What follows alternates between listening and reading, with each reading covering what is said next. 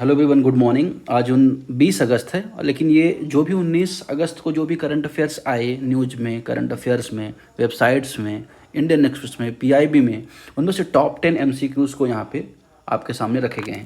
अब ये टॉप 10 जो एमसीक्यूज़ हैं वो यूपीएससी पैटर्न में है, बेसिकली स्टेटमेंट वाइज या पेयर्स में। लेकिन अगर आप 4 पेयर्स पढ़ते हो या 3 पेयर्स पढ़ते हो तो 3-4 फैक्ट्स भी आपको पता चलते हैं। इसके अलावा एक्सप्लेनेशन में आपको डिटेल नॉलेज मिलती है। तो इससे क्या होता है कि चाहे आप किसी भी एग्जाम की प्रिपरेशन कर रहे हो, यूपीएससी है, वनडे एग्जाम, तो ओवरऑल जो करंट अफेयर्स की कवरेज आपको मिल पा रही है। साथ ही मेंस में भी आप अपने जो क्वालिटी ऑफ आंसर्स है उसको इनहेंस कर सकते हो इन फैक्ट्स का यूज़ करके। ठीक है, तो आइए शुरू करते हैं बिना किसी देरी के। पहला क्वेश्चन यहाँ पे बात कर रहा है, consider the following statements regarding the periodic labour force survey. अब पीरियोडिक लेबर फोर्स सर्वे के बारे में यहाँ पे स्टेटमेंट आपको बताना है, क्या सही है क्या गलत है। अगर हम बात करें पीरियोडिक जो लेबर सर्वे होता है, ये क्यों होता है कि भारत में जो भी लोग काम कर रहे हैं या काम ढूंढ रहे हैं, ऐसे लोगों के आंकड़े प्राप्त करना। ठीक है, अब या तो काम कर रहे हो या तो काम ढूंढ रहे हो। ठीक है, अब ऐसा नहीं है कि दोनों ना कर रहे हो, दोनों में से किसी एक कंडीशन में होनी चाहिए। ठीक है, दूसरा, इसका संचालन कौन करता है, इसको कौन ऑपरेट करता है, एनएसएसओ करता है। ठीक है, ये आपको पता होना चाहिए। और जो किसके अंतर्गत आता है, मोस्पी मिनिस्ट्री के अंतर्गत आता है, ministry of statistics and programme implementation. ठीक है, तो ये दो फैक्ट्स आपको यहाँ पे ये पता चले।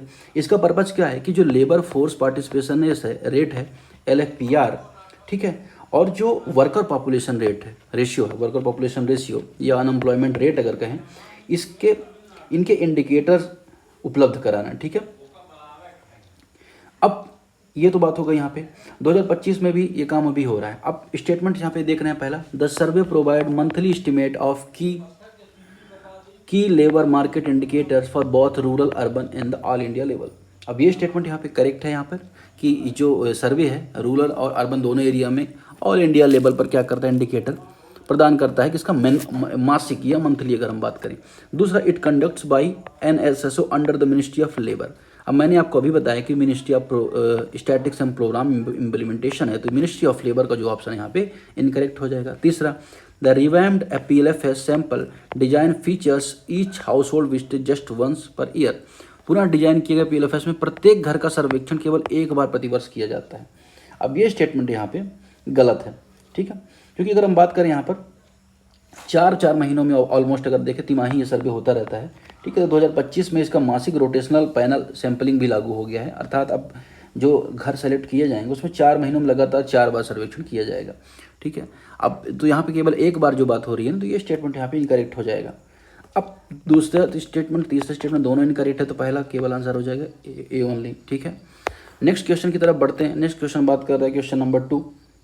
क्वेश्चन नंबर 2 बात कर रहा है, विच of the following statements about the उद्यम सखी portal is correct.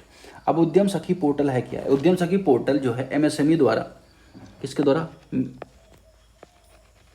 Medium small enterprises द्वारा मार्च 2018 में वुमेन इंटरप्रेन्योरशिप है, महिला उद्यमिता, वुमेन एंटरप्रेन्योरशिप है, उसको बढ़ावा देने के लिए इसको लॉन्च किया गया था, किसको, उद्यम सखी पोर्टल को।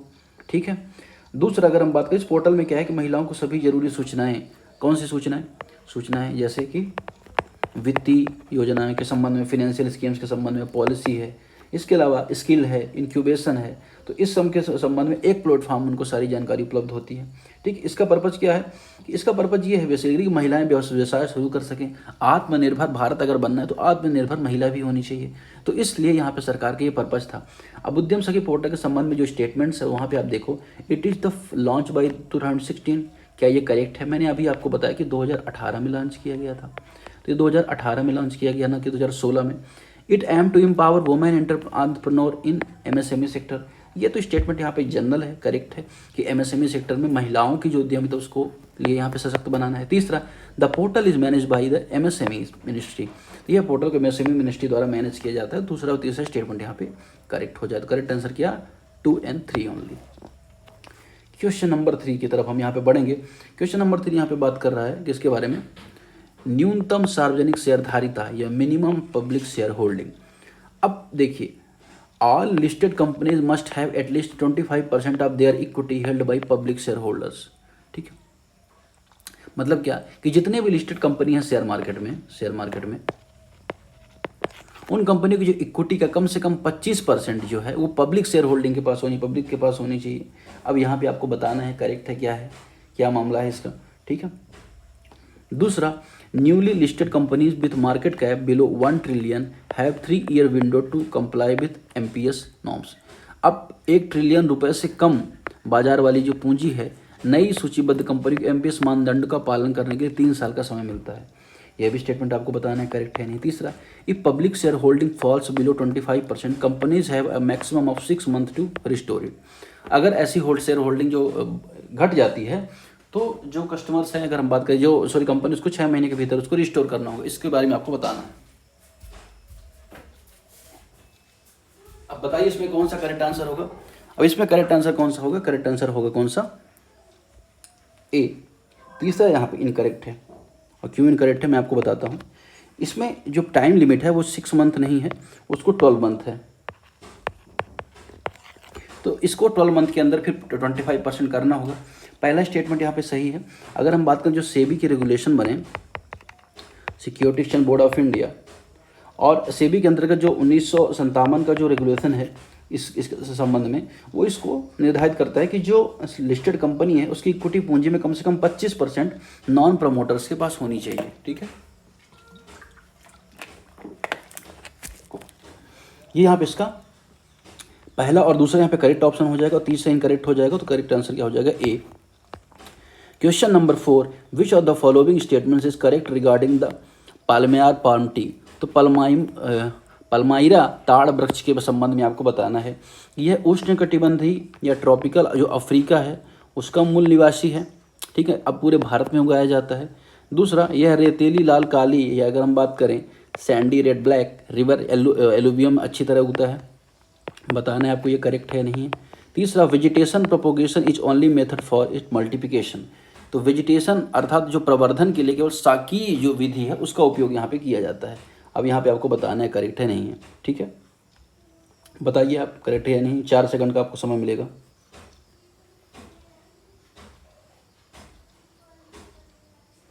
तो इसका करेक्ट आंसर क्या हो जाएगा? करेक्ट आंसर इसका हो जाएगा कौन सा? ए, 1 और 2 ओनली। अगर हम बात करें जो पाल्माइरा ताड़ वृक्ष अफ्रीका, तो मूल रूप से ही भारत में ही पाया जाता है, और ये सैंडी लगभग सभी टाइप की मिट्टी में उगाया जा सकता है।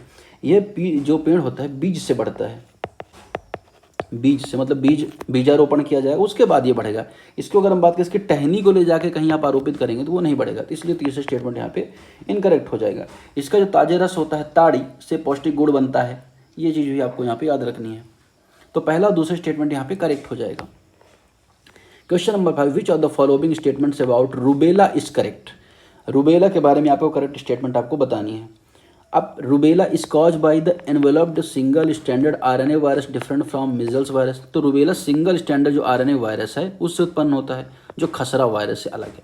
अब ये आपको बताने करेक्ट है या नहीं। दूसरा, measles mumps rubella vaccine rubella के खिलाफ आजीवन सुरक्षा देती है। एमएमआर जो वैक्सीन है प्रोटेक्शन दे रही है रूबेला के खिलाफ। अब ये वैक्सीन प्रोटेक्शन दे रही है नहीं दे रही है आपको बताना है।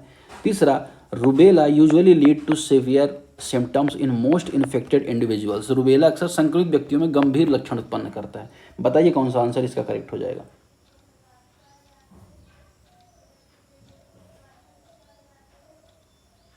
तो करेक्ट आंसर क्या हो जाएगा? इसका ए हो जाएगा। ठीक है, अब अगर हम बात करें रूबेला एक संक्रामक रोग है। संक्रामक रोग ये तो आपको पता होना चाहिए। संक्रामक रोग क्या रोग होते हैं? जो एक दूसरे से संपर्क में आने पे या कनेक्ट होने पर क्या हो जाते हैं? फैल जाते हैं। अब अगर हम बात करें इसके लक्षण क्या होते हैं, तो इसके लक्षण चेहरे में शुरू होने वाले छोटे छोटे लाल दाने होते हैं, फिर पूरे शरीर में ये फैल जाते हैं। अब यह खांसी छींक संक्रमित सतह के संपर्क से भी फैलता है। गर्भवती महिलाओं में भ्रूण का भी संक्रमण हो सकता है। अब गर्भावस्था के दौरान जो संक्रमण में जो गर्भपात है, या अगर हम बात करें हृदय नेत्र, इस सब का रोग भी हो सकता है। तो को कहते हैं ना कि इससे एक सिंड्रोम बोला जाता है, उसे बोलते हैं कौन सा? यहाँ पे लिख रहा हूँ मैं, कॉन्गेटियल रूबेला सिंड्रोम। अगर गर्भावस्था के दौरान ऐसा कुछ हो गया तो इसको कॉग्निटियल जो रूबेला सिंड्रोम इसको बोला जाएगा। ठीक है, अब जो एमएमआर जो वैक्सीन है इसको सुरक्षा देती है, दवा से ये नहीं थमता, केवल लक्षणों का इलाज संभव है। ठीक है, तो पहला और दूसरा यहाँ पे इसके स्टेटमेंट यहाँ पे करेक्ट हो जाएगा। तो करेक्ट आंसर क्या हो जाएगा? ए। आगे हम बात करते हैं which are the following statements are correct about the Sakura science programme. अब सकुरा साइंस प्रोग्राम के बारे में यहाँ पे आपको बताना है क्या है correct answer. It was the launch by Japan science technology JST 2014 में से लॉन्च किया गया था जापान साइंस टेक्नोलॉजी द्वारा। दूसरा, India was include in programme 2016। तीसरा, applicant must be below 18 years of as.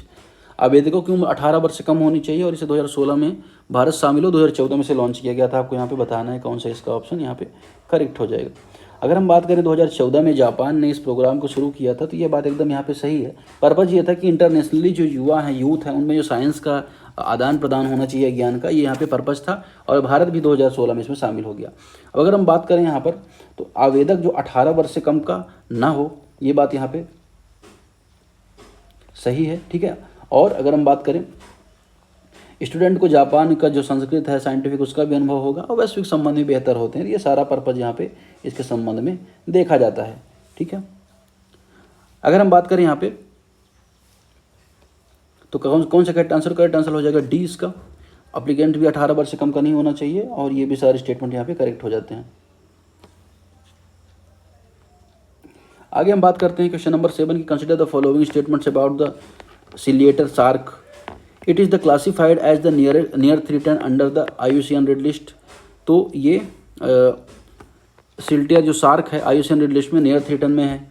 It is only found in Indian ocean, केवल हिंद महासागर में पाया जाता है। तीसरा, the species is name of its slit like eyes adapted for vision in low light condition. इसका नाम स्लिट जैसी आंखों के कारण पड़ा, जो कम रोशनी वाले वातावरण को देखने के लिए अनुकूलित है।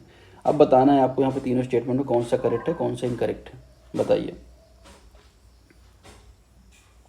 करेक्ट आंसर इसमें क्या हो जाएगा, करेक्ट आंसर हो जाएगा इसमें B. It is found only found Indian Ocean. ये बात यहाँ पे गलत हो जाती है, क्योंकि इंडियन ओशन के अलावा जो वेस्ट पैसिफिक है या पश्चिमी प्रशांत महासागर, इस रीजन में भी पाया जाता है, ऑस्ट्रेलिया रीजन में पाया जाता है, जापान केनिया रीजन में भी पाया जाता है। तो इसलिए अगर हम कहें कि सिर्फ भारत की जो ओशन पाया जाएगा, ये बात यहाँ पे गलत है। छोटी पतली देह वाली ये शार्क होती है, इसको स्लिट आइस यानी सकरी आंखें वाली बोला जाता है। इसका रंग अगर बात करें ऊपर से ग्रे होता है, ग्रेइश होती है। IUCN में NT में आती है, नियर थ्रेटन में आती है। क्वेश्चन नंबर 8 की तरफ बढ़ेंगे और बात करेंगे हम यहाँ पे ई जागृति पोर्टल प्लेटफॉर्म के बारे में। Which of the following statements is are true about the e Jagriti platform. E Jagriti platform के बारे में कौन सा कथन सही है। It is flagship initiative by department of consumer affairs. तो कंज्यूमर अफेयर्स का ये फ्लैगशिप इनिशिएटिव है, ये आपको बताना है, नहीं है। दूसरा, the platform enable consumer to file complain access judgment online. तो शिकायत दर्ज करने और निर्णय ऑनलाइन प्राप्त करने के लिए सक्षम बनाता है यह उपभोक्ता को। अब यह भी आपको बताना है करेक्ट है नहीं। Only physical case filing are permitted under e Jagriti. E जागृति में केवल फिजिकल केस हो सकते हैं, ऑनलाइन इसको नहीं केस डाले जा सकती है, यहाँ पे बोलना चाह रहा है। अब तीसरा स्टेटमेंट यहाँ पे करेक्ट है, देखिए, क्योंकि मैंने दूसरे स्टेटमेंट में आपको पता है कि ऑनलाइन की बात हो रही है यहाँ पे जजमेंट्स की, तो तीसरा स्टेटमेंट यहाँ पे इनकरेक्ट हो जाता है, पहला दूसरा यहाँ पे करेक्ट हो जाता है। जो भारत सरकार है उसने ये पोर्टल को लॉन्च किया। इस पोर्टल में अगर हम बात करें OCMS है, ई दाखिल है, आदि प्रणाली इसमें देखने को मिलती हैं। इसमें AI आधारित सर्च या वॉइस टू टेक्स्ट सुविधाएं भी उपलब्ध होती हैं। Question number 9, with the reference of sustainable aviation fuel SAF consider the following statements. अब इस फ्यूल के बारे में आपको स्टेटमेंट्स करेक्ट बताने हैं। SAF is produce only from food crop such as wheat and corn. तो जो SAF है, सस्टेनेबल एविएशन फ्यूल्स, ये केवल गेहूं और मक्का जैसी खाद्य फसलों में उत्पादित होता है, ये आपको बताना है। दूसरा, it can be use existing aircraft engine without modification बिना इस इंजन में यूज किया जा सकता है। तीसरा, SAF है significantly lower carbon footprints than conventional aviation turbine fuel. तो कन्वेंशनल एविएशन टरबाइन फ्यूल का कंपेयर में इसमें लोअर कार्बन फुटप्रिंट्स होता है, ये यहाँ पे बताना है आपको। तीनों स्टेटमेंट में कौन सा करेक्ट है, बताइए। अब यहाँ पे हम बात करें SAF is produce only from food crop such as wheat corn. ये स्टेटमेंट यहाँ पे इनकरेक्ट है, क्योंकि अगर आप देखेंगे ये जो फ्यूल है ना, ये अपशिष्ट तेल, गैर खाद्य तेल, ग्रीन वेस्ट से भी बनाया जाता है। तो ऐसा नहीं कि सिर्फ जो फूड क्रॉप्स है उसी से व्हीट कॉर्न से ही बनाया जाएगा। पहला आप इनकरेक्ट कर दो। अब बचाइए दूसरे स्टेटमेंट देखो, it can be use for existing aircraft engine without modification. तो ये बात यहाँ पे सही है, बिना फेरबदल के SAF को जो अगर हम बात करें सस्टेनेबल एविएशन फ्यूल को हम बिना फेरबदल के यूज कर सकते हैं। दूसरे तीसरे स्टेटमेंट यहाँ पे करेक्ट हो जाएगा। इस पर कार्बन फुटप्रिंट भी कम होता है, लेकिन अभी केवल दुनिया में 0.3% के आसपास इसका यूज यहाँ पे हो रहा है। लास्ट क्वेश्चन देखेंगे, which are the following statements is correct about the Sahariya tribe. Sahariya tribe के बारे में आपको करेक्ट स्टेटमेंट बतानी है। It is classified as a PBTG। तो देखिए, ढेबर कमीशन बना था, उसने बताया कि जो 75 के आसपास जो ट्राइब उनको PBTG किया जाए। पार्टिकुलरली वल्नरेबल ट्राइब है, जिसमें सबसे ज़्यादा जो संख्या है, उड़ीसा में लगभग 13 ट्राइब हैं जो PBTG के अंतर्गत आती हैं। और ये बहुत ज़्यादा पिछड़ी हुई, इनको समाज में लाने के लिए सरकार अतिरिक्त प्रयास करती है, ये यहाँ पे बात हो रही है।